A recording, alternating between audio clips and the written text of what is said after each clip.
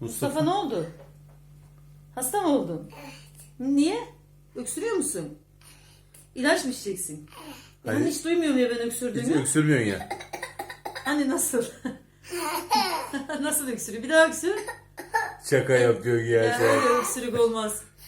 Gerçekten öksürüyorsan içireceğim. Oo çok öksürük olmuş bu ya. Elin ağzından çek. Elini çek ve ağzından Anlaşılmıyor duyulmuyor. öksürük. Öksürüğün duyulmuyor. Elin çek ağzından Sen Osman. şimdi ilaç içmek için mi oturdun oraya? Oo çok öksürüyor ya. Çok hasta olmuş.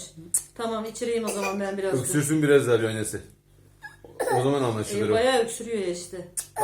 Az öksürüyor bak. Çok Olmadı sesi ya. geliyor bak ne hale geldi öksürmekten. Öksürmekten ne hale geldi. Tamam çok Şimdi öksürüyor. gerçek İçirelim öksürdü abi, bak. içirebiliriz çok öksürüyor. Bayağı bir hasta olmuş Mustafa.